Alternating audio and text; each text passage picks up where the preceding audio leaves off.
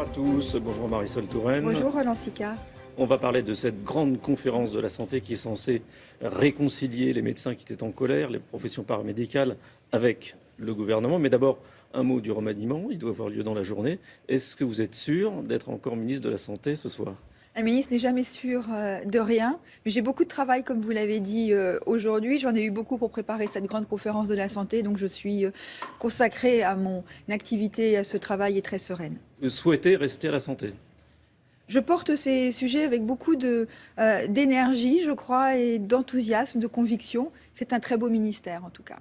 Ce remaniement ministériel, il doit avoir un sens politique, il doit montrer un élargissement de la majorité ? Si le gouvernement pouvait accueillir des écologistes, des Verts, j'en serais très heureuse parce qu'on le voit dans les votes à l'Assemblée nationale ou même au Sénat, notre majorité ne se limite pas simplement à des socialistes. Et il est bon que le gouvernement, la composition d'un gouvernement reflète la réalité de la majorité qui soutient ce gouvernement. Donc pour ma part, je serais heureuse que des écologistes puissent rejoindre le gouvernement, surtout dans un moment où nous avons besoin d'unir nos forces pour aller de l'avant, pour convaincre les Français des politiques que nous engageons. En attendant, Jean-Luc Mélenchon a annoncé sa candidature pour 2017, ça fait une nouvelle division à gauche. Oui, enfin, il se divise et il divise son propre camp, puisque si je comprends bien, c'est une aventure solitaire, lancée en solitaire. Ceux qui le soutenaient en 2012 n'avaient même pas été prévenus de cette initiative. Il a voulu faire un coup. Ça n'est pas étonnant venant de lui. Alors cette grande conférence sur la santé, elle fait suite aux grèves des médecins libéraux. On a l'impression qu'il y a une sorte de fracture entre le gouvernement et justement la médecine libérale. D'ailleurs, les médecins libéraux, les syndicats de médecins libéraux tiennent des assises parallèlement à la grande conférence. La grande conférence de la santé, c'est quoi ? C'est la volonté de mettre sur la table des sujets comme la formation des futurs professionnels de santé, pas seulement les médecins, aussi les professions paramédicales, et puis de voir comment on peut améliorer leurs conditions de travail. Notre système de santé, il a besoin d'être réorganisé pour faire face aux nouveaux défis, le vieillissement de la population, des maladies chroniques avec lesquelles on vit longtemps, mais qui suppose que l'on soit pris en charge dans la durée. Et cette réorganisation, ça a été le sens de la loi que j'ai portée pour la loi de santé, de modernisation du système de santé, mais on doit en tirer les conséquences pour la formation des futurs professionnels. Alors, qu'est-ce qui va changer ? Et donc, nous allons faire un certain nombre de propositions. Par exemple, nous disons tous de plus en plus que le médecin, l'infirmière, le kiné ne travaillent plus tout seuls dans leur cabinet. Ils travaillent ensemble, en équipe. Aujourd'hui, les études médicales ou paramédicales, elles restent cloisonnées. Les médecins avec les médecins, les infirmières avec les infirmières, etc., etc. Nous devons proposer des passerelles, des enseignements communs entre les paramédicaux et les médicaux. C'est un exemple que je vous donne. De la même manière, nous disons, et c'est ce que porte la loi que j'ai fait voter, que le médecin généraliste doit être reconnu comme le cœur battant de notre système de santé. Eh bien, nous devons en tirer les conséquences au niveau de l'université, des enseignements de médecine. Il faut que la filière de médecine générale soit pleinement reconnue avec des enseignants qui soient formés et qui soient encadrants. De médecins généralistes ? Nous avons besoin de plus de médecins généralistes par rapport à d'autres spécialités. C'est ce à quoi nous nous employons.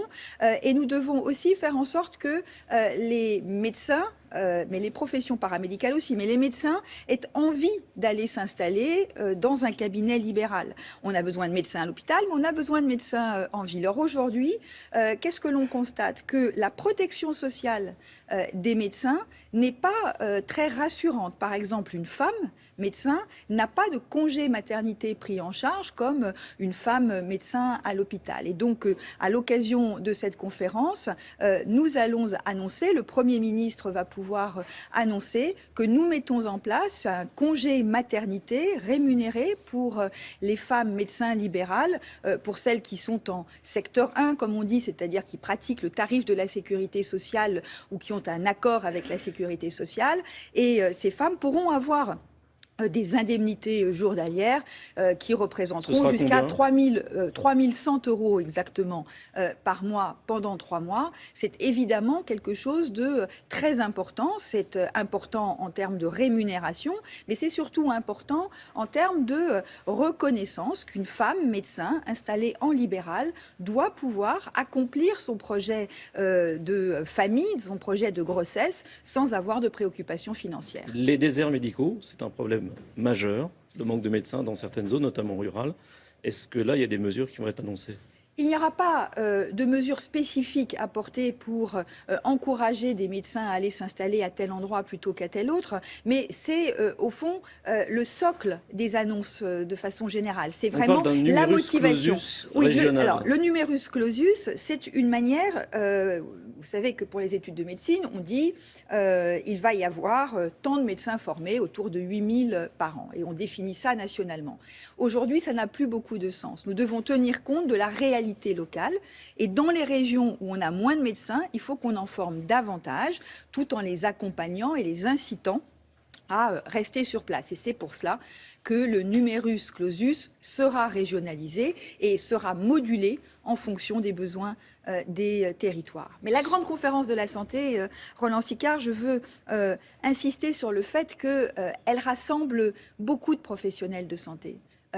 Des médecins, des jeunes médecins. Il y a tous les syndicats de jeunes médecins et de jeunes médecins installés, étudiants ou déjà installés, tous les représentants des syndicats ou des médecins hospitaliers qui sont là. Et parmi les médecins, toutes les professions paramédicales sont là. Et il y a quelques syndicats de médecins libéraux qui ne seront pas là, mais le principal syndicat de médecins généralistes, MG France, a annoncé qu'au regard de ce qui se dessinait dans la conférence, il serait représenté, il enverrait des observateurs, parce qu'il y a là des avancées concrètes et importantes pour les médecins libéraux, même si cette conférence, elle est pour tous les professionnels de santé. Alors, ce que demandent les médecins libéraux, c'est une augmentation du prix de la consultation. Les négociations vont commencer. Est-ce que vous y êtes favorable ? Les négociations vont commencer, pas aujourd'hui. Ça n'est pas du tout l'objet de cette grande conférence où on parle de projets dans la durée. La négociation avec l'assurance maladie, elle commence dans quelques semaines. J'ai déjà eu l'occasion de m'exprimer.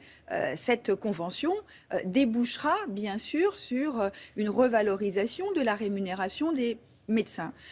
La question, c'est sous quelle forme ? Un médecin, on a tendance à l'oublier, il a une rémunération à l'acte. Pour un médecin généraliste, c'est 23 € pour la consultation.